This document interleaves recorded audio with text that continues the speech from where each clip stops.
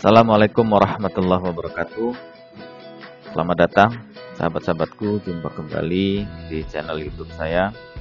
Kali ini kita akan belajar menggunakan rumus HLOOKUP ya. Jadi rumus HLOOKUP ini hampir mirip dengan VLOOKUP. Kalau bedanya, kalau HLOOKUP ini nanti database yang kita gunakan itu bentuknya adalah horizontal ya, jadi baris. Kalau VLOOKUP itu kan dia kolom vertikal. Nah, kalau HLOOKUP ini dia baris. Jadi di sini sahabat-sahabatku, saya sudah punya tabel ya, tabel gaji dan tunjangan karyawan. Nah, nanti fungsi HLOOKUP ini kita gunakan untuk mengisi 4 kolom ini teman-teman. Kalau nanti pajak ini kita sudah menggunakan rumus if, kemudian total pendapatan juga kita sudah menggunakan rumus sum dan if gitu ya. Jadi yang pertama yang harus kita lakukan adalah kita membuat database-nya dulu. Artinya sumber untuk mengisi dasar untuk mengisi daripada 4 kolom ini. Jadi biar cepat saya sudah membuat database-nya teman-teman di sheet yang kedua ini ya. Nah, ini database-nya. Ini kalau jabatannya direktur, manajer, supervisor, mandor, kemudian pegawai, gaji pokoknya 6 juta, 5 juta dan seterusnya ini. Kemudian insentifnya ini, uang makannya ini, kemudian transportnya. Inilah database dasar untuk mengisi di tabel utama ini ya teman-teman. Jadi 4 kolom ini. Jadi biar cepat teman-teman, biar cepat seperti biasa ya. Jadi tabel database kita ini biar nanti nggak bolak-balik ke sheet 1 ke sheet 2 begini, kita langsung buat saja define name-nya. Jadi define name ini berfungsi manakala kita nanti mengetik rumus, dia langsung akan muncul gitu ya, muncul. Jadi kita blok dulu ini teman-teman, kita blok. Terus kemudian kita klik kanan, kita buat define name ya. Define name ini yang paling bawah atau baris kedua. Kita buat define name. Di sini kita kasih judul apa ya? Database gaji gitu ya. Database gaji. Jadi define name ini nggak boleh ada spasi teman-teman ya. Jadi harus satu seperti ini. Gitu. Kita oke. Nah, fungsinya nanti agar kita nggak bolak-balik, menu utama kemudian ke database ini, nggak boleh balik gitu. Oke, langsung saya praktekkan saja biar lebih paham teman-teman fungsi define name tadi. Jadi kita menggunakan rumus HLOOKUP ya. Jadi HLOOKUP itu hampir sama dengan VLOOKUP, cuman dia baris. Kalau VLOOKUP kan kolom, jadi sama dengan, langsung saja ya teman-teman, sama dengan HLOOKUP. Kalau ini kalau sudah muncul diklik aja biar cepat, atau diketik manual juga boleh, dan harus nggak besar hurufnya, kok kecil juga boleh. HLOOKUP, terus kemudian lookup value-nya apa? Value-nya adalah kolom jabatan, berarti C4 ya. Kolom jabatan itu dimulai dari C4. Berarti kita klik aja, diketik manual juga boleh C4 gitu. Terus koma. Tabel array-nya apa? Tabel array itu adalah tabel database yang kita buat tadi. Nah, karena kita sudah membuat define name, ini yang saya maksud tadi, jadi kita nggak perlu masuk ke database begini.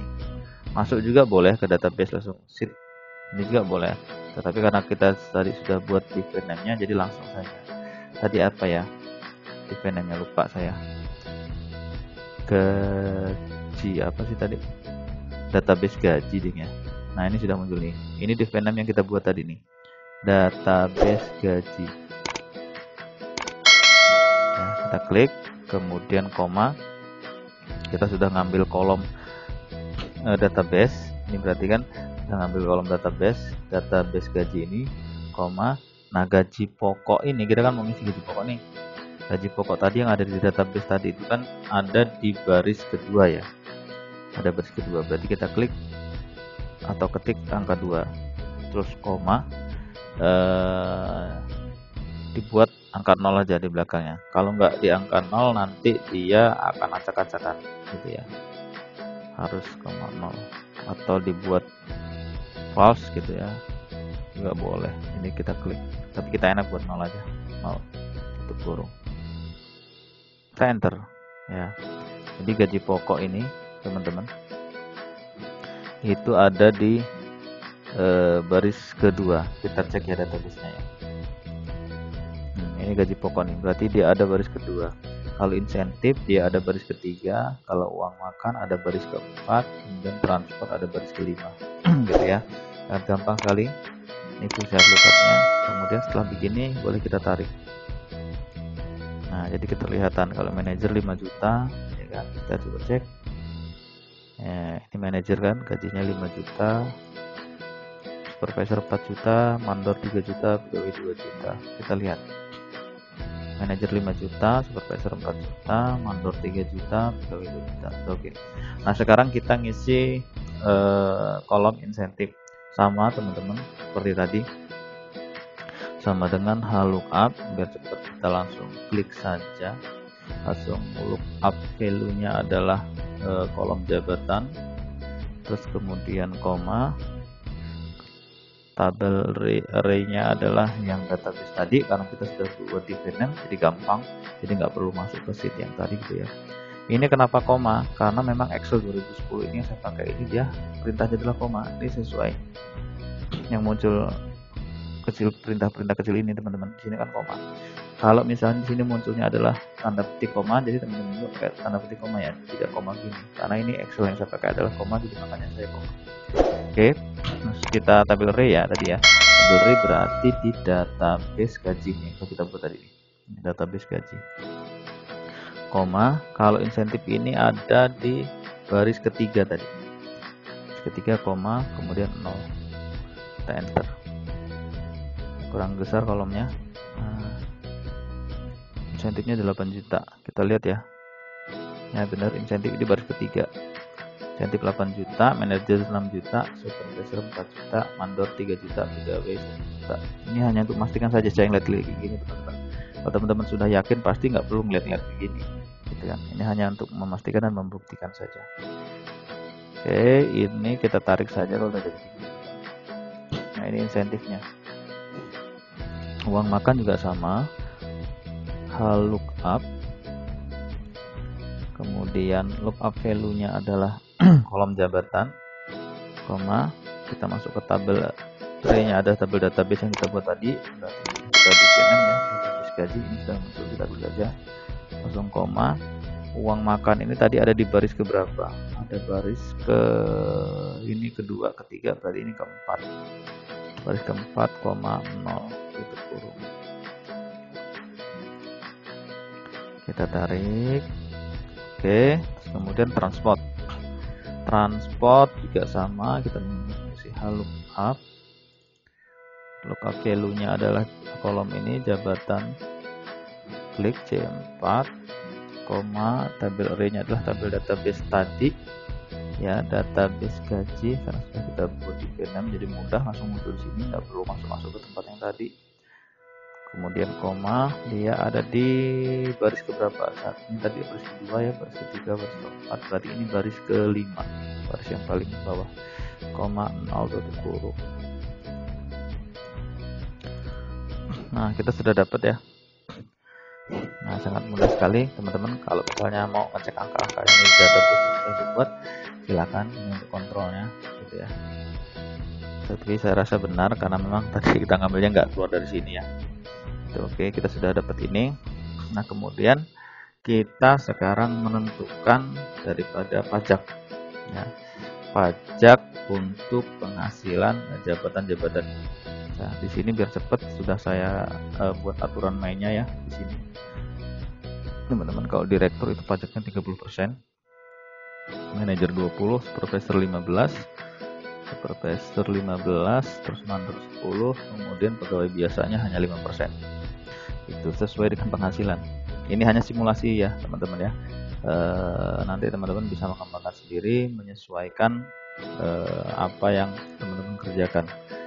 Oke teman-teman, kita menghitung pajak itu menggunakan rumus if ya. Jadi tidak ada hubungannya dengan lookup sih sebenarnya kolom ini ya. Sama ini sudah menggunakan rumus if gitu ya. Oke, coba kita pakai logikanya ya. Rumus pajak sama dengan if ya, berarti kata kuncinya apa nih? Kata kuncinya logical testnya adalah ini ya, masih kolom jabatan ini ya. Jika direktur 30%, manajer 20%, supervisor 15%, mandor 10%, pegawai 5%. Berarti kita masih menggunakan kata kunci yang C4 ini, kolom jabatan. Kita klik ya kan, C4, berarti if jika C4 kolom jabatan ini adalah sama dengan apa? Direktur ya. Direktur, koma,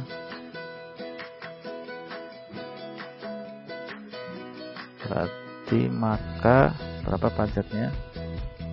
Adalah 30% ya, 30%.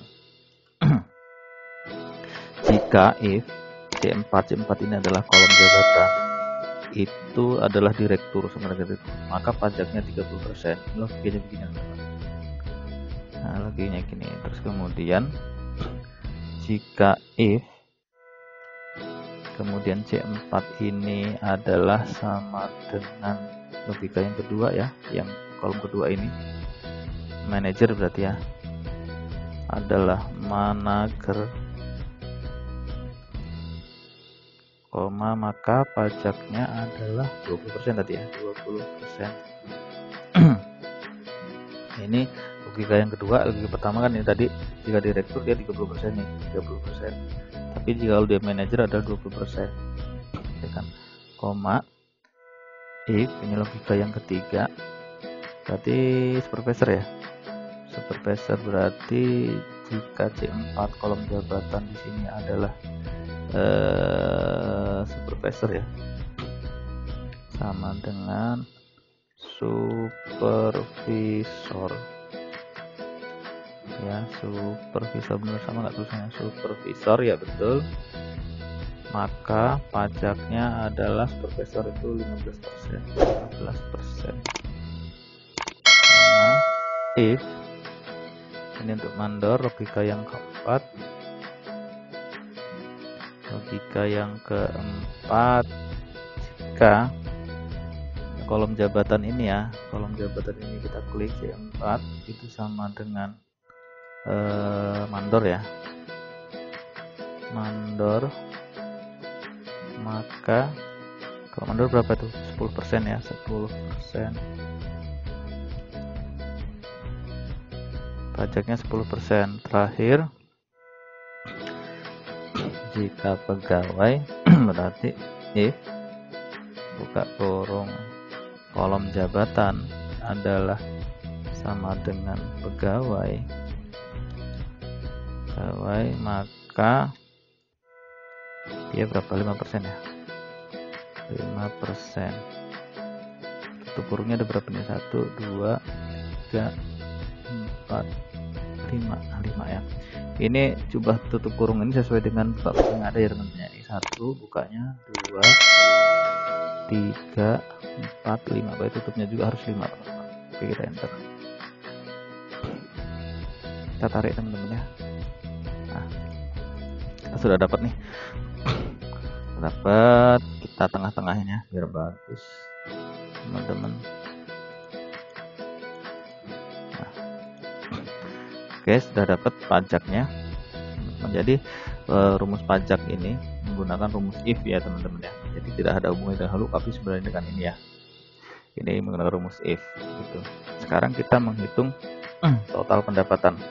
Jadi untuk mengisi total pendapatan kita menyesuaikan dalam arti total pendapatan ini merupakan jumlah daripada gaji pokok, insentif, uang makan dan transport itu dikurangi pajak 30%. 30% ini diambil dari 30% dari total yang mereka dapatkan dari 4